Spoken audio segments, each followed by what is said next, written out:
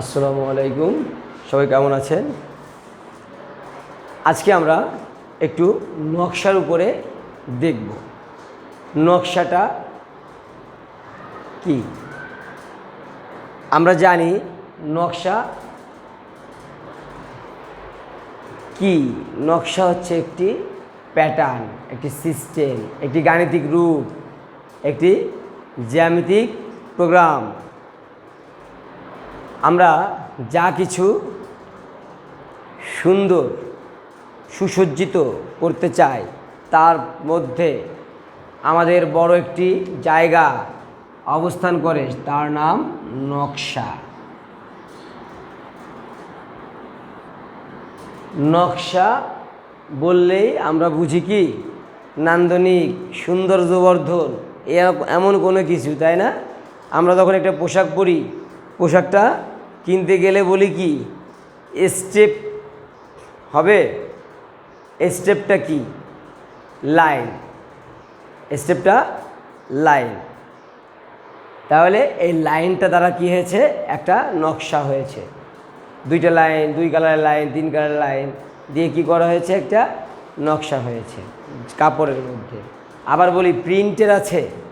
প্রিন্টের আছে অর্থাৎ কি একটা সলিড কাপড়ের মধ্যে কোনো সাপ, ফুল হতে পারে, পাখি হতে পারে, লতা হতে পারে, পাতা হতে পারে, তাই না?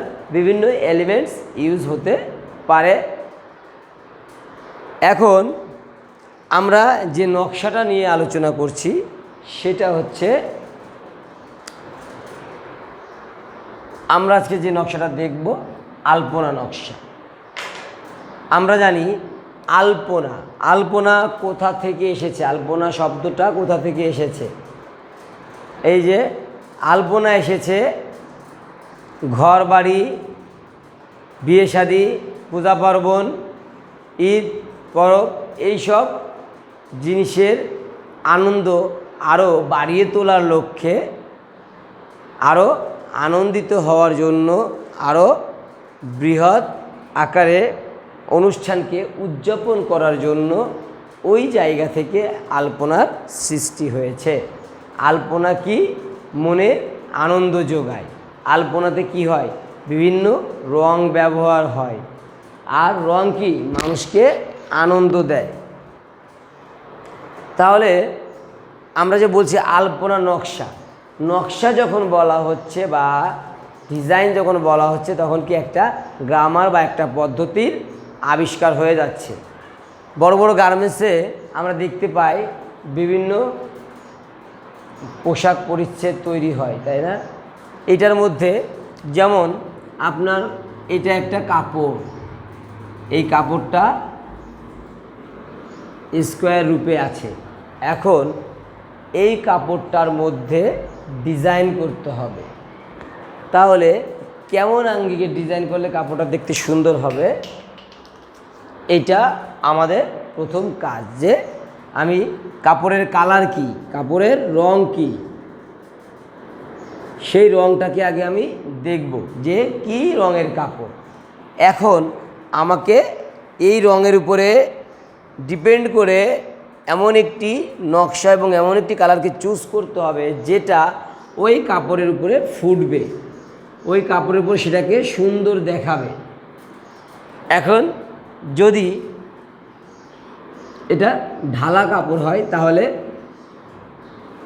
পুরোটা কাপড়কে যদি আমাকে ডিজাইন করতে হয়, তাহলে আমি একটা মোটিভ যদি এখানে ব্যবহার করব, সে একটা মোটিভকে আমাকে বারবার সব জায়গায় ব্যবহার করতে হবে। তাহলে কি হবে? কাপড়টা প্রিন্ট করা সেটা বোঝা যাবে। এভাবে কাপড়কে একই মাপে, একই দৈর্ঘ্যে সব ডিজাইন করে যেতে হবে। এটা হচ্ছে কি প্রিন্টিংয়ের ক্ষেত্রে একই লেভেলের ডিজাইন হয়ে থাকে। এরপরে যদি আমরা মনে করি এটা বেডশিট, বিছানার চাদর, তাহলে কি হবে? বিছানার চাদরে আমরা বেসিক্যালি দেখে দেখি বিছানার চাদরের মাঝখানে বড় একটা সাবজেক্ট দেওয়া হয়। প্রিন্টের চাদর যদি হয়ে থাকে তাহলে যেটা বলেছি যে প্রিন্টটা হবে সেটা সর্বত্র হয়ে থাকবে। আর যদি এটা যদি ইন্ডিভিজুয়ালি কোনো কাজ হয় তাহলে কি হবে, মাঝখানে জায়গাটা কি হবে, বড় নকশা হবে, সাইডে নকশা হবে, কোনায় কোনায় বা চারিদিকে। তাহলে কি হবে, জিনিসটা একটা পূর্ণাঙ্গ রূপ তৈরি হবে যে এটা আমার বেডশিট বা টেবিল ক্লথ হতে পারে। এমন টাইপের নকশা বা এমন টাইপের কাজটা বেডশিট টেবিল ক্লথে হয়ে থাকে। এরপরে যদি বলা হয় মেঝে, ফ্লোর, আলপনা, এখন আমাদের কি করতে হবে, গাণিতিক মাপে এসে পড়তে হবে, জ্যামিতিক ফর্মে। আলপনা নকশা হবে কিন্তু সেটার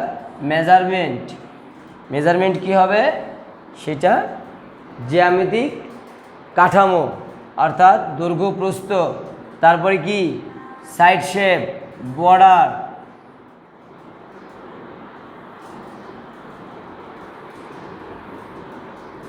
এরপরে কি এটাকে 4টা ভাগে ভাগ করি, একটা খণ্ডে যে নকশা হবে সেটা ঘুরে 4টা খণ্ড হয়ে আসবে, অর্থাৎ 4 রিপিটেশন, রিভার্স।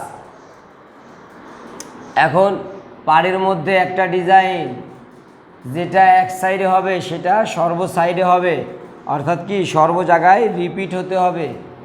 এটা হচ্ছে জ্যামিতিক ফর্ম বা গাণিতিক ফর্মের প্রধান বৈশিষ্ট্য, যে নকশা হবে সেটা একটা জায়গা হইলে পুরোটাকেই হতে হবে, সর্ব জায়গায় ছড়িয়ে যাবে, একটা জায়গায় থেমে যাবে না ডিজাইন।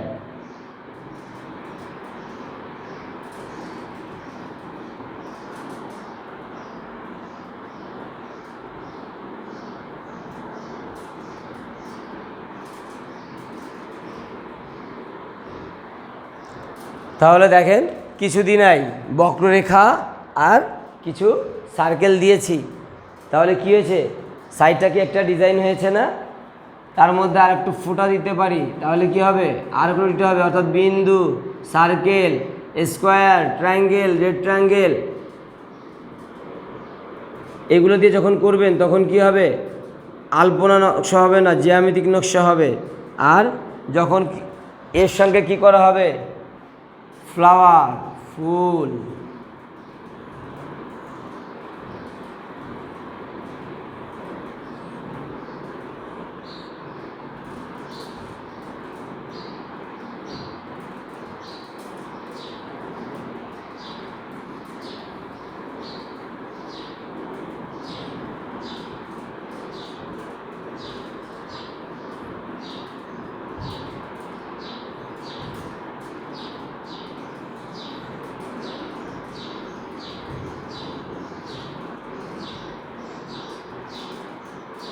লতা,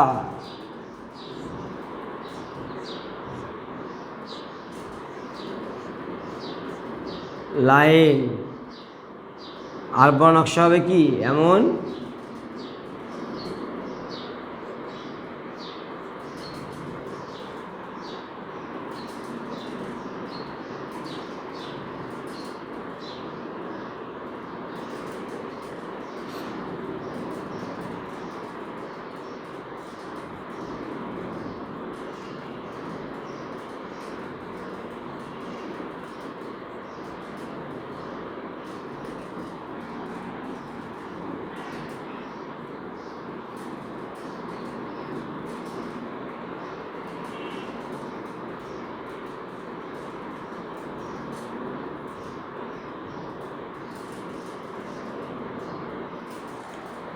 দেখেন একটা ফুল আমরা তৈরি করে ফেললাম। এবার আলপনার জন্য কি, এই যে লতা, ছোট ছোট পাতা ঘুরে ঘুরে আসছে,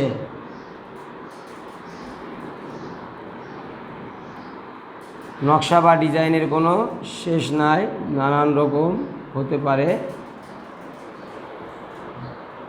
এরপরে কি করতে পারি, মাঝখান থেকে আবার ফুলটা ফুটিয়ে দেয়,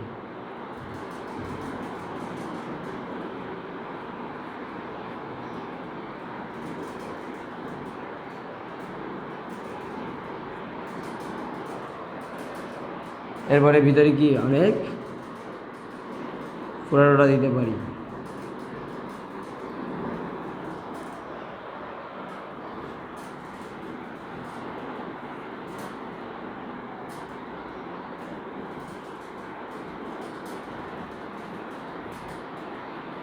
এরকম টাইপের বিভিন্ন নকশা হবে।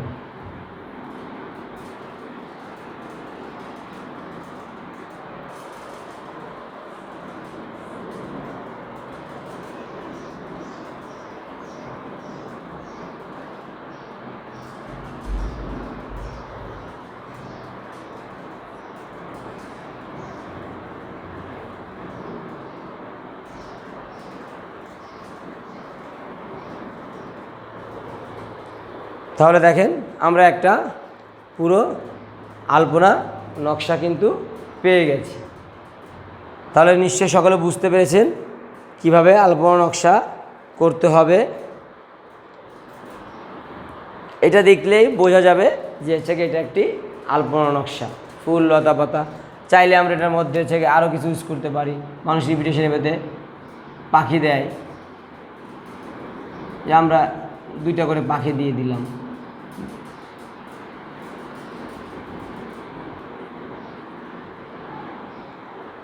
তাহলে ওইদিকে যখন 2টা যাবে তখন কী হবে, আবার এদিকেও 2টা যেতে হবে, কারণ কি রিভার্স।